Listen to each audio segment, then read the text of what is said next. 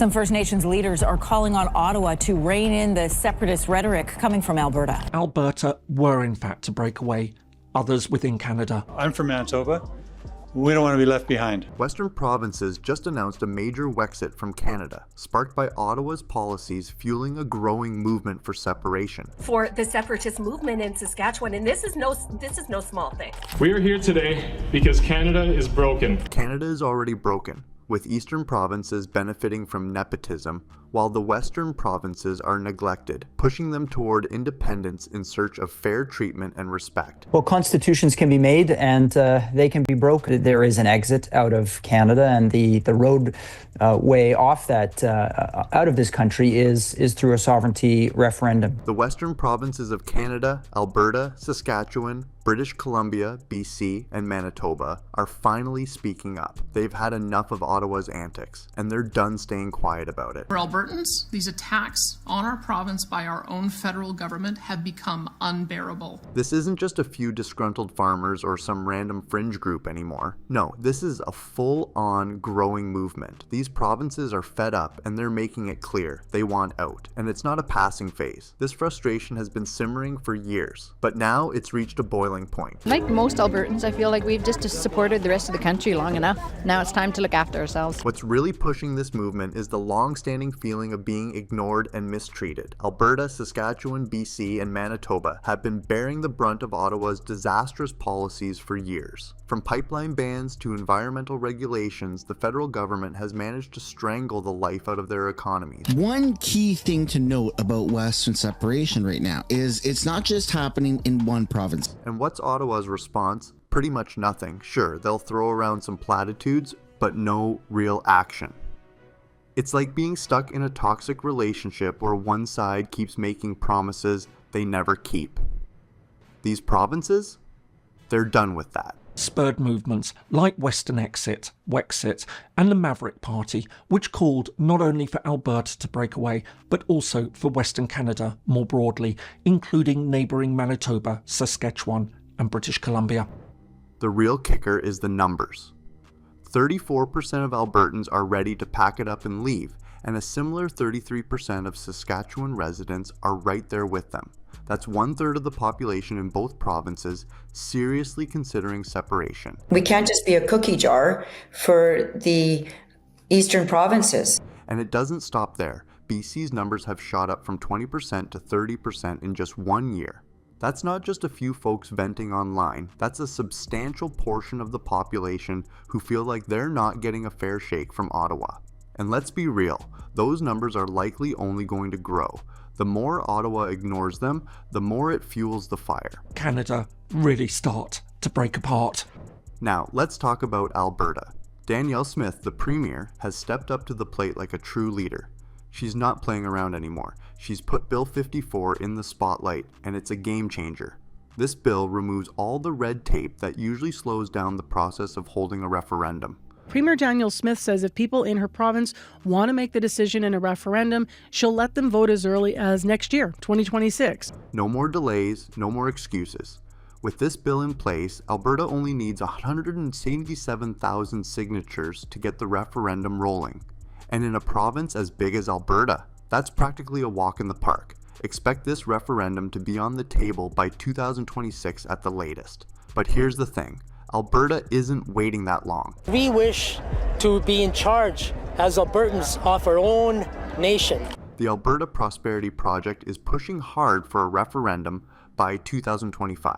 And they've already got 66,000 active members ready to make it happen. These aren't just some keyboard warriors. These are people with clipboards in hand, marching toward change. But here's where it gets real ugly for Ottawa. Alberta's economy has taken a massive hit, a whopping $500 billion in lost investments, thanks to federal policies like Bill 69, also known as the No More Pipelines Act. It's under attack, that its lives are threatened, its livelihoods are threatened, its way of life is threatened, the province is threatened. Not exactly the kind of economic environment that makes you you feel warm and fuzzy about staying in Canada, right? Alberta's energy sector has been absolutely throttled, and it's getting old. Those federal restrictions aren't just policies, they're job killers, and Alberta's not here for it anymore. Some of those people to think that separation is not only the best option, it's really the only option.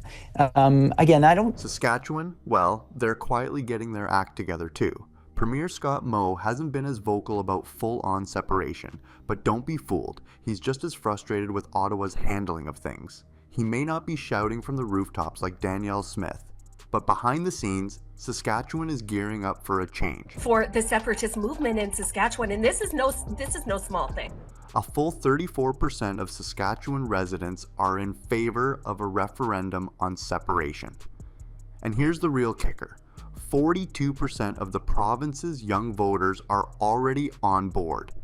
That's the future generation, folks, and they're done waiting around for Ottawa to stop screwing things up. They're ready to break away, and they're not backing down. We're here today because Canada is broken. Our kindness and generosity has given way to naivety and weakness. We do not want to be taken advantage of. Saskatchewan isn't just complaining either. They've already taken action by passing the Saskatchewan First Act, which gives the province more control over its own resources and asserts sovereignty over decisions that Ottawa would typically meddle with. It's a clear statement that Saskatchewan isn't going to just sit back and let Ottawa dictate their future anymore. The province's frustration mirrors Alberta's. People are getting fed up with federal interference, especially when it comes to agriculture and energy. These sectors are the lifeblood of the province, and Ottawa's chokehold on them is suffocating. On the relationship between the provincial and federal governments. If tensions continue to rise and Ottawa is seen to be working against Albertan interests, support for independence may increase. The interprovincial tension is growing. It's not just about Alberta anymore. Saskatchewan is right there, standing in solidarity with their fellow province. The idea of separation is no longer a fringe thought. It's a reality that more and more people in Saskatchewan are seriously considering. The frustrations that have been bubbling under the surface for years are now front and center. They're not just angry, they're ready to act. 25% of undecideds come over to the 40% and will be well over the 60 required to have a referendum, a successful referendum. And when you combine all of this, the frustration, the rising support for separation, and the concrete steps these provinces are taking, it's clear that Ottawa has a real problem on its hands. But will they do anything about it? So far, they've done nothing but shrug and continue with policies that hurt the Western provinces even more. That's not going to end well for anyone, especially when the Western provinces are starting to form their own path forward. Well, I guess I'm just tired of the West being screwed by the East. My whole life, that's what's happened. This isn't a small, isolated movement anymore. It's spreading. Alberta and Saskatchewan are leading the charge, but BC and Manitoba aren't far behind. The momentum is building, and the question now isn't whether Western separation is going to happen, it's a matter of when. One of the ways that Western alienation has had an enormous effect on Canadian politics has been as a driver of change in the party system. BC's frustrations with Ottawa have been simmering for years, but now it's reached a whole new level. The support for separation in British Columbia has skyrocketed, jumping from 20% to 30% in just a year. That's right, BC, a province once known for its scenic landscapes and peaceful vibe, is now considering throwing the separation card on the table. What's causing this shift? The frustrations are no longer confined to rural conservative areas. Even in urban centers like Vancouver and Victoria, typically left-leaning and politically disengaged, people are starting to ask, what are we even getting out of this federation? We can't just be a cookie jar for the eastern provinces. There has to be something in it for the people living in these provinces. And I think British Columbia feels the same way now. I mean, looking at the numbers. This sentiment is driven by a simple truth. BC feels completely sidelined. One of the main issues is equalization payments. Quebec, a province with its own long-standing grievances, rakes in $13.6 billion annually from the federal government in equalization payments. What's BC getting? Absolutely nothing. Zero. Feels the same way now. I mean, looking at the numbers. The Premier says he supports Team Canada, but has done nothing to address the greatest threats to our unity. And if that wasn't enough to get the resentment bubbling, BC's role in the larger economic picture is being increasingly overlooked, while Quebec continues to reap the benefits. It's frustrating to see a system that seemingly exists to benefit one part of the country while leaving the rest to deal with Ottawa's endless regulations and restrictions. We all know about Alberta, then Saskatchewan, and now BC is in the mix. But BC isn't standing alone in this. The Western Economic Compact is starting to take shape as the key strategy to push back against Ottawa's control. The compact aims to unite the Western provinces, Alberta, Saskatchewan, BC, and Manitoba, into a collective force that can finally stand up for its own economic interests. Talk of separation, it unsettles it. Already it's maybe creating uncertainty. The idea is simple.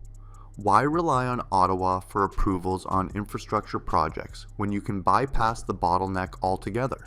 Alberta and Saskatchewan are already pushing for more autonomy over their natural resources, while Manitoba is stepping up, acknowledging that the Western provinces need to form a stronger bond to secure their futures. We're knocking down trade barriers. You know what? We want to take advantage of this opportunity, even more jobs, to have even more money being put into the wallets and the bank accounts of people right across this great land. Manitoba, while less vocal, isn't blind to the economic fallout of Alberta and Saskatchewan potentially separating from Canada.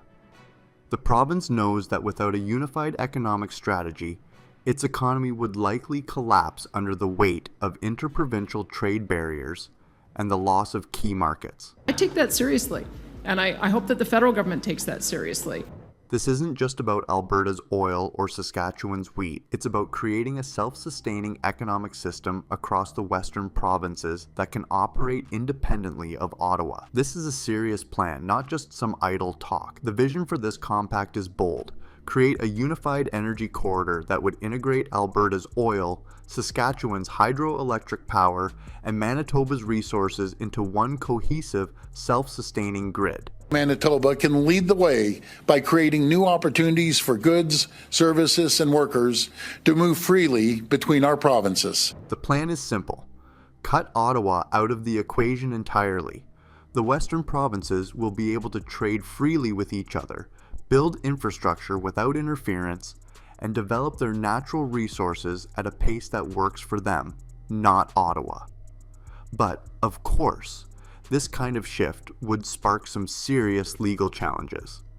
Over 30% of Saskatchewan's land is governed by Indigenous treaties, which could lead to battles over land rights and the terms of separation. The road ahead is filled with obstacles, but the provinces are preparing for a fight. The Western provinces are ready to break free. Stay tuned as this WEXIT movement unfolds, and don't forget to subscribe for more updates.